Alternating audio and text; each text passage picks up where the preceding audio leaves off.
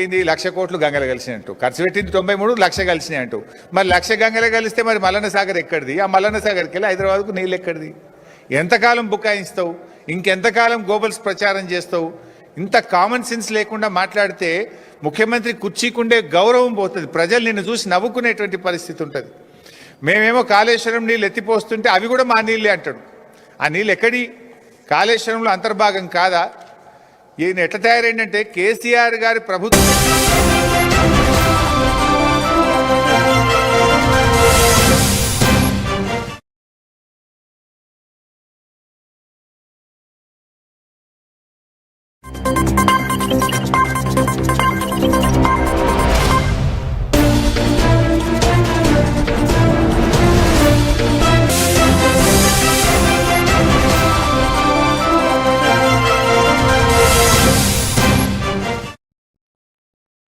Welcome to A1 TV Telugu news bulletin లో details చూద్దాం.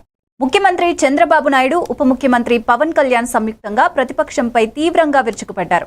ప్రతిపక్ష హోదా కోరుతున్న వైఎస్ఆర్సీపీ ఎమ్మెల్యేలు అసెంబ్లీ సమావేశాలకు హాజరు కాకుండా బయట రచ్చ చేస్తే చూస్తూ ఊరుకోమని హెచ్చరించారు. ప్రజలు తమ సమస్యలను చర్చించి పరిష్కరించమని ఎమ్మెల్యేలను గెలిపించారని, కానీ వారు అసెంబ్లీకి రాకుండా రప్ప అంటూ రోడ్లపై రంకెలు వేస్తే అది ప్రజాస్వామ్యానికి అవమానకరమని వ్యాఖ్యానించారు. అసెంబ్లీ ప్రజాస్వామ్యానికి ప్రతిబింబమని, అక్కడే చర్చించి నిర్ణయాలు తీసుకోవాలని స్పష్టం చేశారు. బయట మీడియా సమావేశాలు పెట్టి అబద్ధాలతో ప్రజలను తప్పుదారి పట్టించే ప్రయత్నాలు చేయవద్దని సూచించారు.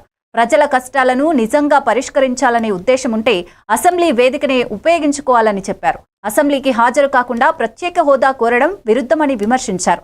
ప్రతిపక్షం తమ ధోరణిని మార్చకపోతే ప్రజలు తగిన బుద్ధి చెబుతారని స్పష్టం చేశారు. ఎలాంటి వాళ్ళని అడుగుతున్నాను మిమ్మల్ని, తమ్ముళ్ళు శాసనసభకు రాకుండా రప్ప అని రంకెలేస్తున్నారు.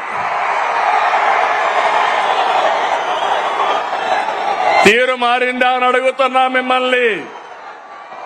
రప్ప అంటే ఇక్కడ చూస్తూ ఊరుకో ఉండడానికి, ఇక్కడ ఉండేది సిబిఎన్ పవన్ కళ్యాణ్.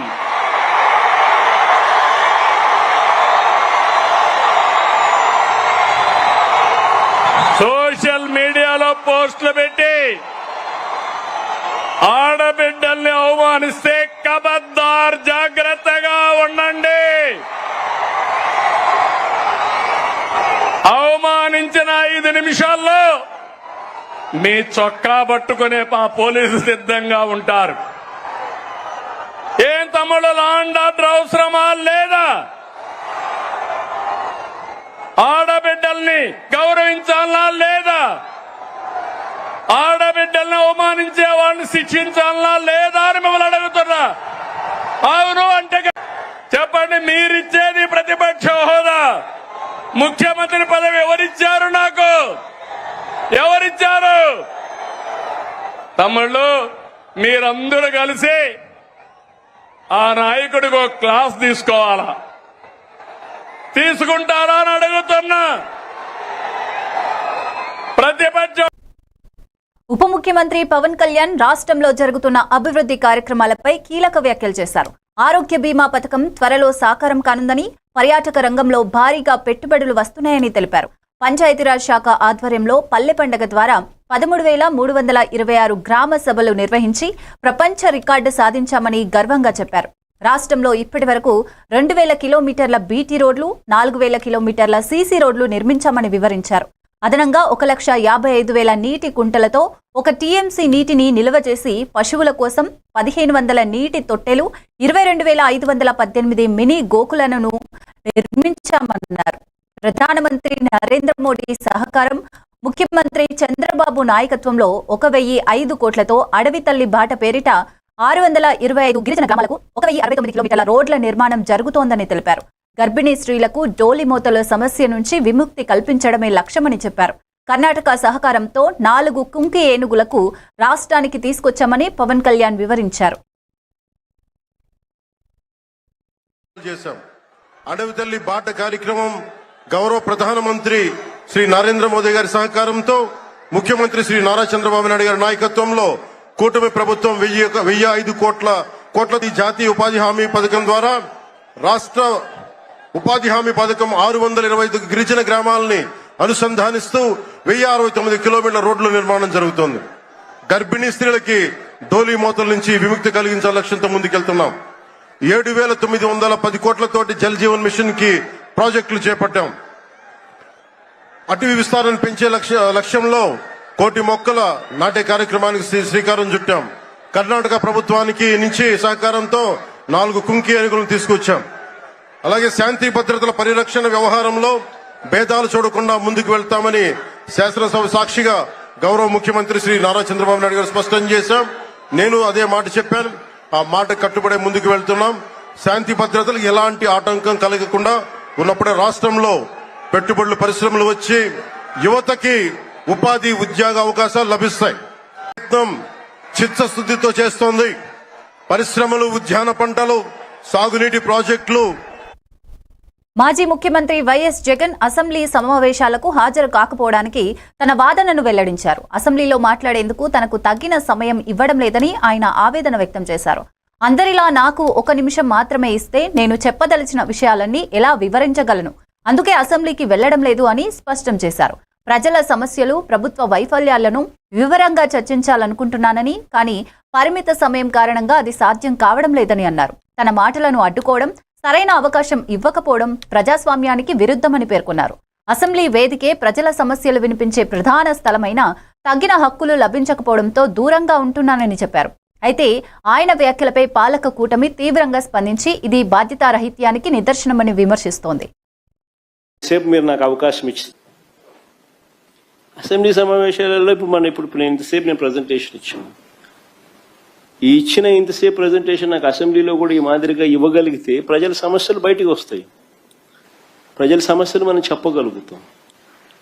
నీకు లేదు 175 మందిలో నువ్వు ఒక ఎమ్మెల్యేవు, నీకు ఇంతే సమయం ఇస్తాం 5 నిమిషాలు అందరితో పాటు, దాంట్లోనే నువ్వు చెప్పాలా అని అంటే ఎవడు చెప్పగలుగుతాడు, ఏమని చెప్పగలుగుతాం? నేను ఇంతసేపు ప్రజెంటేషన్ ఇస్తే 3 టాపిక్ల మీద మీకు పూర్తి అవగాహన ఇచ్చిన. ఇంతసేపు మీరు నాకు అవకాశం ఇచ్చితే మరి లీడర్ ఆఫ్ ది అపోజిషన్ అనే వ్యక్తి మాట్లాడినప్పుడు సమగ్రంగా తాను మాట్లాడే అవకాశము, పరిస్థితులు అసెంబ్లీలో స్పీకర్ ఇవ్వాల్సిన ధర్మం స్పీకర్కు ఉంది. ఉన్నది ఒకే ఒక్క పార్టీ, ప్రతిపక్ష పార్టీ. కనీసం మల్టిపుల్ పార్టీస్ అన్న అపోజిషన్లో ఉన్నాయంటే అది లేదు. ఉన్నది ఒకే ఒక్క పార్టీ, ప్రతిపక్షం. ఆ పార్టీని కూడా నువ్వు ప్రతిపక్షం అనడంలా. ఆ పార్టీ నువ్వు ప్రతిపక్షం ఎందుకు అనడంలా? ప్రతిపక్షం మనం అన్నాం అనుకో, ఎంతమంది ఎమ్మెల్యేలు ఉన్నా కూడా ఆ ప్రతిపక్షానికి ఒక నాయకుడు అనేవి ఉంటాడు. ఆటోమేటిక్గా ప్రతిపక్ష నాయకుడు అవుతాడు.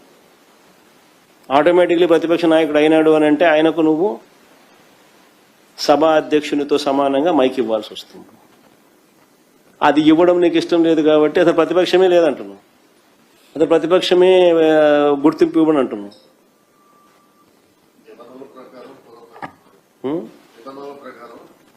అదే చెప్పేది. అంటే బేసికలీ ప్రజల గొంతు వినపడకూడదు. అసెంబ్లీ సెషన్ ఎటు వెళ్తున్నారండి? అసెంబ్లీ సెషన్ అటెండ్ అవుతారా? నేపాల్లో చిక్కుకున్న తెలుగువారి భద్రత కోసం ప్రభుత్వం వేగంగా చర్యలు తీసుకుంటోందని మంత్రి నారా లోకేష్ తెలిపారు. సచివాలయంలో అధికారులతో సమీక్ష నిర్వహించి పరిస్థితులపై పూర్తి సమాచారం సేకరించారు. సంబంధిత శాఖలకు స్పష్టమైన ఆదేశాలు జారీ చేసి వెంటనే సహాయక చర్యలు చేపట్టాలని సూచించారు. ఈ సందర్భంగా బాధితులతో ఫోన్లో మాట్లాడిన లోకేష్ వారిని త్వరలోనే సురక్షితంగా స్వదేశానికి తీసుకువస్తామని హామీ ఇచ్చారు. కుటుంబ సభ్యులు ఆందోళన చెందవద్దని, ప్రభుత్వం వారి వెన్నంటి నిలబడి ఉందని భరోసా ఇచ్చారు. అవసరమైన సహాయం అందించేందుకు ప్రత్యేక బృందాలు సిద్ధం చేసినట్లు తెలిపారు. దేశం వెలుపల చిక్కుకుపోయిన ప్రతి తెలుగు వ్యక్తి సురక్షితంగా తిరిగి వచ్చే వరకు పర్యవేక్షణ కొనసాగుతుందని స్పష్టం చేశారు. ఈ చర్యలతో బాధిత కుటుంబాలకు ఊరట లభిస్తోంది.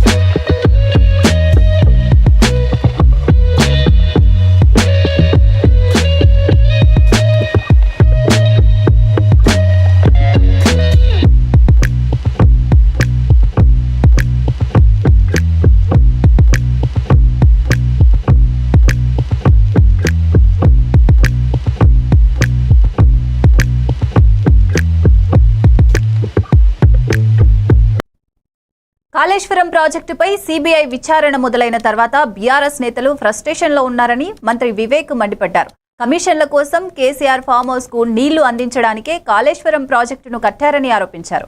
ప్రజల కోసం నిర్మించాల్సిన ప్రాజెక్టు అవినీతి కోసం వాడుకబడిందని తీవ్ర విమర్శలు చేశారు. కాళేశ్వరం నిర్మాణంలో భారీగా అవినీతి జరిగిందని కేటీఆర్ చెల్లెలు కవితే స్వయంగా ఒప్పుకున్నారని గుర్తు చేశారు. వందల కోట్ల రూపాయలు ఖర్చు చేసినా బొట్టు నీళ్లు ప్రయోజనం లేకుండా రాలేదని అన్నారు. రైతులకు ఉపయోగపడే ప్రాజెక్టులను కేవలం డబ్బు కోసం పాడు చేశారని ఆరోపించారు. బీఆర్ఎస్ నేతలు నిజం బయటకు వస్తుందనే భయంతో ఇబ్బంది పడుతున్నారని వ్యాఖ్యానించారు. ప్రజలు ఈ అవినీతి మాఫియాను క్షమించబోరని, చట్టం ముందర తప్పక శిక్ష ఎదుర్కొంటారని మంత్రి వివేక్ హెచ్చరించారు. డ్రింకింగ్ వాటర్ సప్లై సిటీ కోసము 20 టీఎంసీ నీళ్లు ఆ రోజుల్లోనే కేటాయించడం జరిగింది. 11,000 కోట్ల రూపాయలు ఖర్చు పెట్టింది కూడా. ఇంకా 24,000 కోట్లు ఖర్చు పెడితే ఈ ప్రాజెక్ట్స్ అన్ని కూడా పూర్తిగా అయ్యేది. కానీ కేవలం కమిషన్లు దోచుకోనికే కాళేశ్వరం ప్రాజెక్ట్ పెట్టడం జరిగింది. ఇప్పుడు మాక్సిమం 20 టీఎంసీ నీళ్ళే మనకు సిటీకి అవసరం, ఇంకా పంపింగ్ అవసరం. దానికి పోయి మల్లన్న సాగర్ లో 50 టీఎంసీ రిజర్వాయర్ కట్టింది. ప్రపంచంలోనే చాలా తక్కువ చోట్ల ఇంత పెద్ద రిజర్వాయర్ కట్టడం జరిగింది. కేవలం కేసీఆర్ ఫామ్ హౌస్ కి గుండెపోచమ్మకు నీళ్లు తీసుకుపోవడానికి ఈ ప్రాజెక్ట్ లో ఇష్టం వచ్చినట్టు అవినీతి జరిగింది. ఏదైతే రాష్ట్ర ప్రభుత్వము రేవంత్ రెడ్డి గారు నిర్ణయం తీసుకున్నారో ఒక సిబిఐ ఎంక్వైరీ పెట్టాలి. దీనిలో ఏదైతే అవకతవకలు అయినాయో ఇవన్నీ కూడా బయటపెట్టేది అవసరం ఉన్నది. వాళ్ళు భయపడేది అవసరం లేదు ఏం చేయకుంటే. కానీ అందరికి తెలుసు లక్షలాది కోట్ల రూపాయలు కల్వకుంట్ల కుటుంబం సంపాదించిందని వాళ్ళ సొంత చెల్లెలే చెప్తున్నది. చెల్లెలే చెప్పినప్పుడు వారు గవర్నమెంట్ లో ఉండే, ప్రభుత్వంలో ఉండే, వాళ్ళు ఎంత ప్రజల సొమ్మును దోచుకున్నారో మనకు అర్థమవుతుంది. అంటే ఎందుకు భయపడుతున్నారు, ఎందుకు ఫ్రస్ట్రేషన్ లో ఉన్నారు ప్రజలు? మీకు భాజపా ఎమ్మెల్యే రాజా సింగ్ మరోసారి సంచలన వ్యాఖ్యలు చేశారు. కిషన్ రెడ్డి రాజీనామా చేస్తే తాను రాజీనామా చేసి ఇద్దరం స్వతంత్రంగా పోటీ చేద్దామని సవాల్ విసిరారు.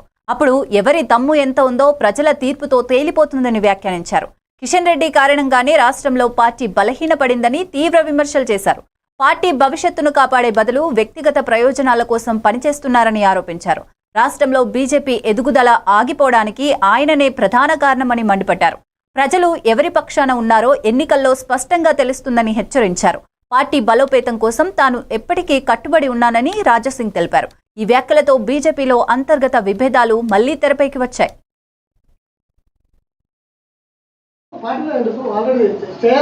మీరు ఒక్కసారి ఎంక్వైరీ చేసుకోండి.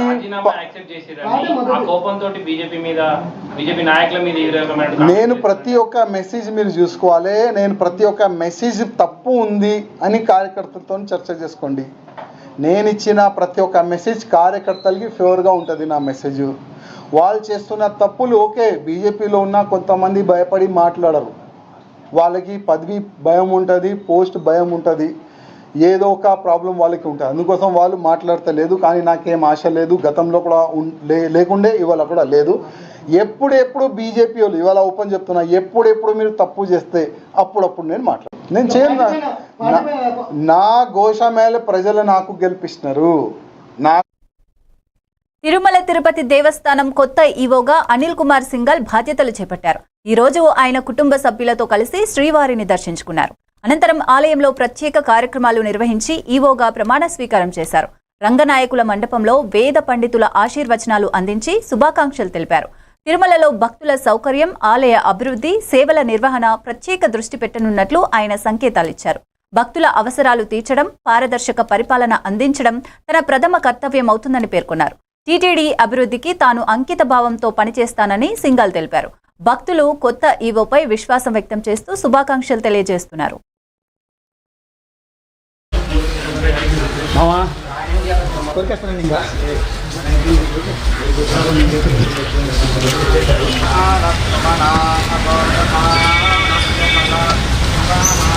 చూసుకో నా దగ్గర ఉంది కదా బండి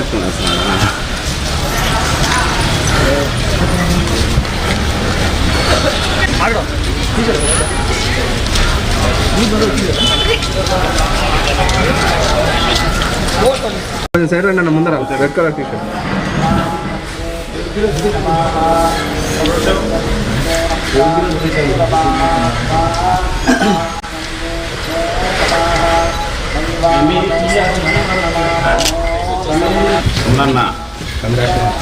థ్యాంక్ యూ.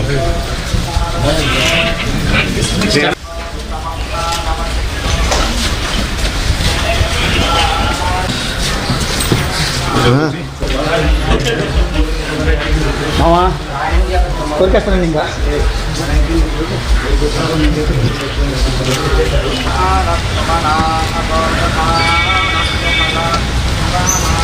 చూసుకో నా దగ్గర ఉంది కెమెరా.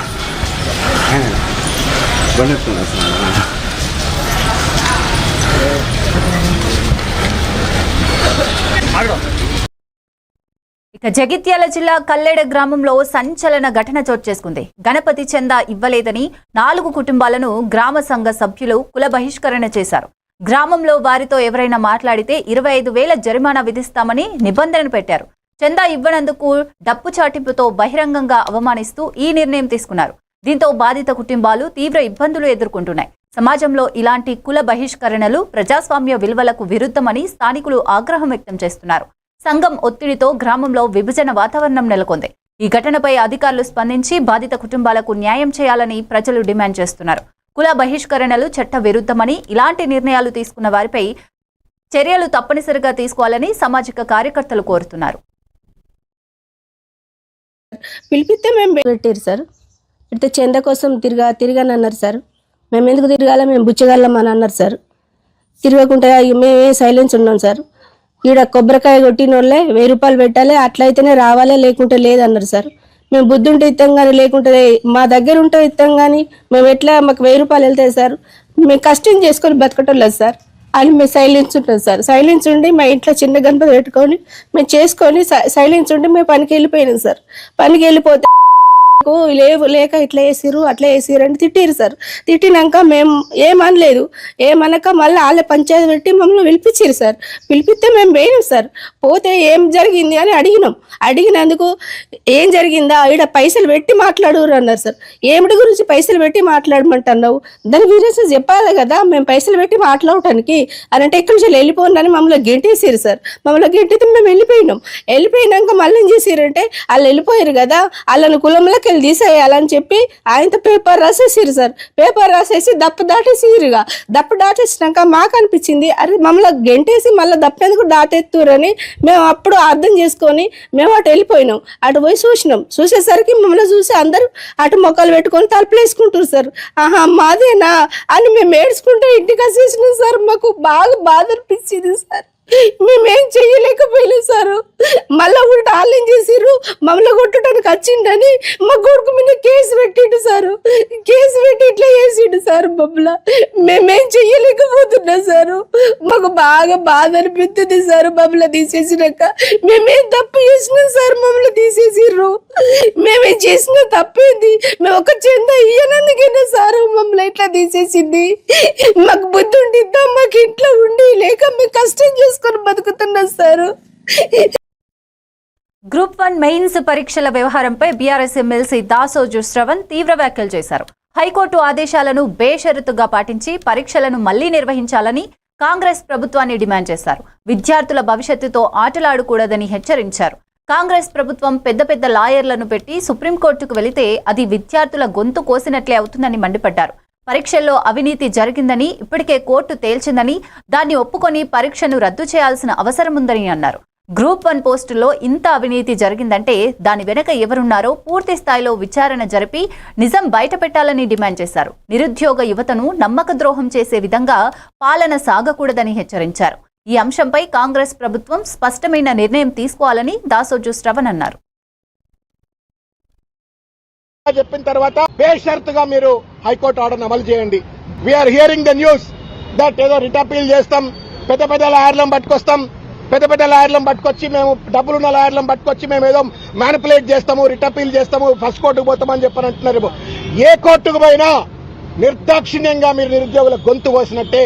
మీ దగ్గర డబ్బులు ఉండొచ్చు, పెద్ద పెద్ద రాయలు రావచ్చు, రిట్ అపీల్ చేయొచ్చు, సుప్రీంకోర్టు పోవచ్చు, ఇంకెక్కడికైనా పోవచ్చు. మీరు వేసే ప్రతి అడుగు తెలంగాణ నిరుద్యోగ విద్యార్థుల యొక్క భవిష్యత్తును సర్వనాశనం చేసినట్టే, కాల రాసినట్టే అనే విషయాన్ని రేవంత్ రెడ్డి గారు టీజీపీఎస్సీ తెలుసుకోవాలని చెప్పని. హుందాతనం ఉండాల. చేసిన తప్పును కోర్టు ఇంత స్పష్టంగా చెప్పిన తర్వాత హుందాతనంతో తప్పును ఒప్పుకొని ఆ పరీక్షను పూర్తిగా రద్దు చేస్తే మీకు కూడా మానవత్వం ఉంది, విఘ్నత ఉంది అని చెప్పని ప్రజలు అనుకుంటారు. కాబట్టి ఈ యొక్క పరీక్షను గిటపీల్ అని చెప్పని హైకోర్టు ఆర్డర్కు వ్యతిరేకంగా పోకుండా వెంటనే రద్దు చేయాలని చెప్పని. అదేవిధంగా ఇన్ని తప్పులు ఎట్లా జరుగుతాయి? There is an IAS officer sitting there. ఆయన ఒక చైర్మన్, ఆయన కింద ఇంకొక సెక్రటరీ ఉంది, ఆమె ఐఏఎస్ ఆఫీసర్, ఇంతమంది అధికారులు ఉన్నారు. ఇంతమంది ఉండగా ఇన్ని లోపభూయిష్టంగా ఎగ్జామ్ ఎట్లా నిర్వహిస్తారు? ఇన్ని లక్షల మంది జీవితాలతో ఎట్లా చెలగాటమాడతారు? అంటే తప్పనిసరిగా దీంట్లో ఉన్నటువంటి ఒక అవినీతి వెనక ఉన్నటువంటి ఒక పెద్దలెవరు, తిమింగలాలెవరు బయటికి రావాలా. వాళ్లపైన చర్యలు తీసుకోవాలంటే పూర్తి స్థాయిలో విచారణ జరపాలని చెప్పని కోరుతాం. బీజేపీ ఆంధ్రప్రదేశ్ అధ్యక్షుడు మాధవ్ కూటమి ప్రభుత్వంపై ప్రశంసలు కురిపించారు. కేవలం సూపర్ 6 సభ మాత్రమే కాదు, ఇప్పటి వరకు అనేక 6లు కొట్టి ప్రజల మన్ననలు పొందారని అన్నారు. పోలవరం ప్రాజెక్టును వచ్చే 2 ఏళ్లలో పూర్తి చేస్తామని హామీ ఇచ్చారు. త్వరలోనే ప్రజా రాజధాని అమరావతి నిర్మాణం పూర్తవుతుందని తెలిపారు. డబుల్ ఇంజన్ సర్కారు హయాంలో గత ఒకే ఏడాదిలో 9.70 లక్షల కోట్ల పెట్టుబడులు రాష్ట్రానికి వచ్చాయని గర్వంగా చెప్పారు. ఈ పెట్టుబడుల వలన 20 లక్షల మందికి పైగా ఉద్యోగ అవకాశాలు సృష్టించబడతాయని వివరించారు. అభివృద్ధి, పెట్టుబడులు, ఉపాధి అవకాశాలతో రాష్ట్రం ముందుకు సాగుతోందని మాధవ్ అన్నారు.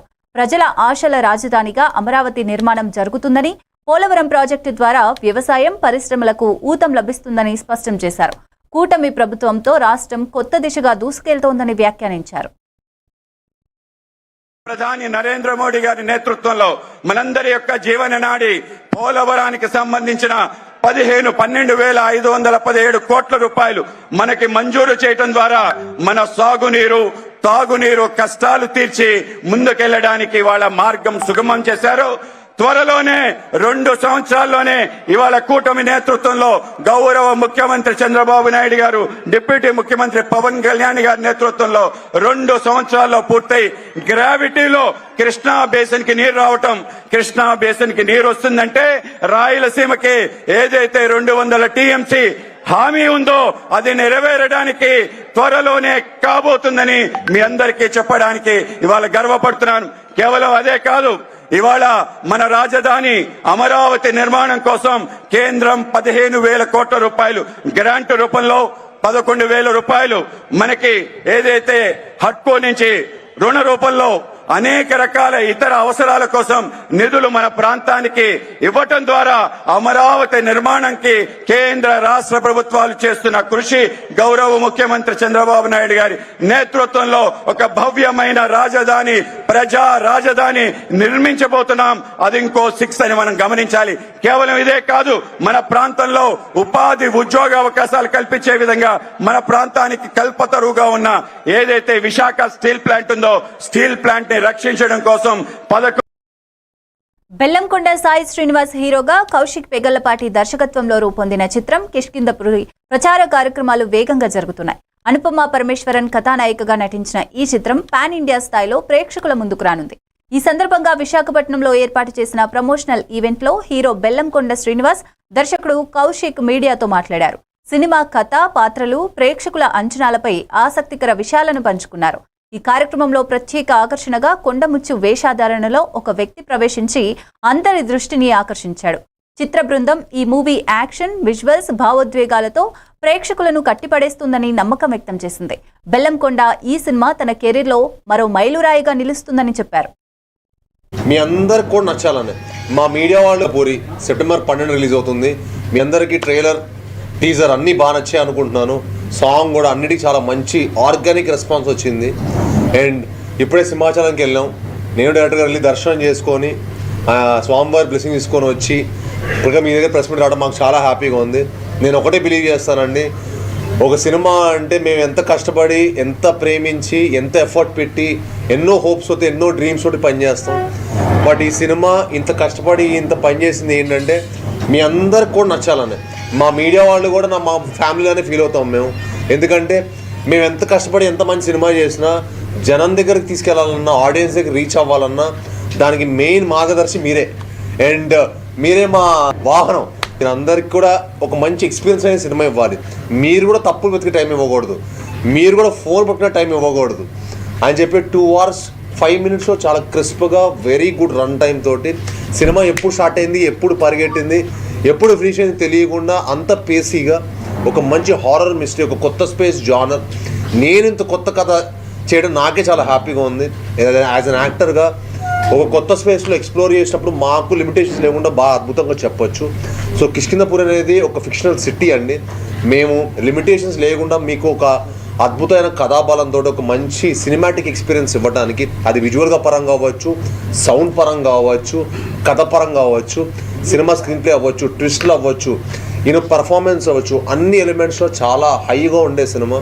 అండ్ మీ అందరు డెఫినెట్గా హై అవుతారు. చాలామంది కొన్ని సినిమాలు మాకు ఇక్కడ హై మూమెంట్స్ ఉంటాయండి, గూస్ బంప్స్ మూమెంట్స్ ఉంటాయంటారు కదా, మా సినిమానే మా సినిమానే థ్రిల్లింగ్ సినిమా. తెలుగు తమిళ ప్రేక్షకుల ముందుకు కొత్త చిత్రం రానుంది. తమిళ నటుడు విజయ్ యాంటనీ మేనల్లుడు విజయ్ దిషన్, హీరోయిన్ ధనుష జంటగా నటిస్తున్న చిత్రం బూగి హైదరాబాద్ రామానాయుడు స్టూడియోలో పూజా కార్యక్రమాలతో ఈ చిత్రాన్ని లాంఛనంగా ప్రారంభించారు. ఈ కార్యక్రమానికి కథానాయకుడు సత్యదేవ్ ముఖ్య అతిథిగా హాజరై తొలి క్లాప్ కొట్టారు. రామాంజనేయులు ఈ సినిమాను 2 భాషల్లో నిర్మిస్తున్నారు. డాక్టర్ సలీం సినిమాతో సినిమాటోగ్రాఫర్గా పరిచయమైన గణేష్ చంద్ర ఈ చిత్రంతో దర్శకుడిగా పరిచయం అవుతున్నారు. వినూత్న కథాంశంతో తెరకెక్కుతున్న ఈ సినిమాలో మంచు లక్ష్మి, సునీల్, ఇందుమతి, వివేక్ ప్రసన్న కీలక పాత్రలో కనిపించనున్నారు. సినిమా గురించి విజయ్ యాంటనీ మాట్లాడుతూ వచ్చే ఏడాది ఫిబ్రవరిలో ప్రేక్షకుల ముందుకు తీసుకురానున్నామని వెల్లడించారు. వినూత్న కంటెంట్తో ఈ చిత్రం ప్రేక్షకులను ఆకట్టుకుంటుందన్న నమ్మకం వ్యక్తం చేశారు. of this film and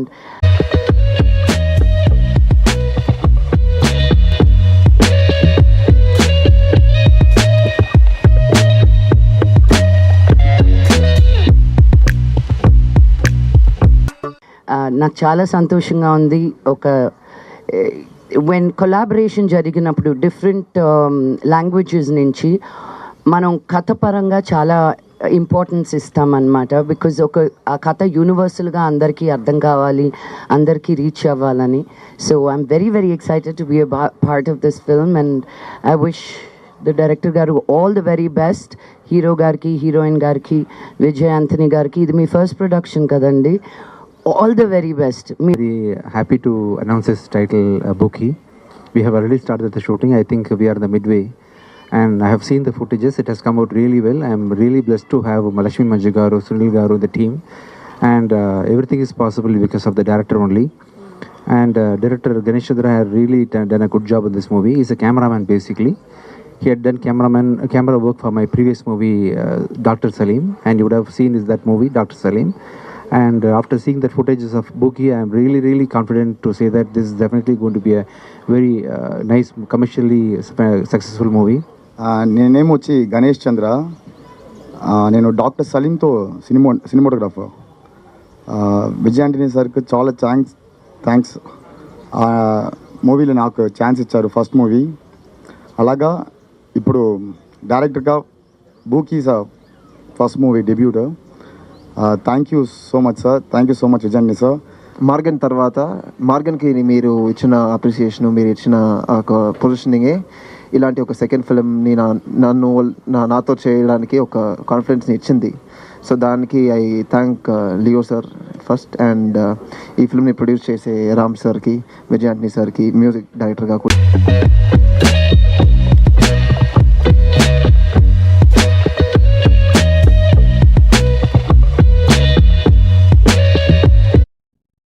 ఇవి ఇప్పటివరకున్న అప్డేట్స్. చూస్తూనే ఉండండి A1 TV తెలుగు న్యూస్.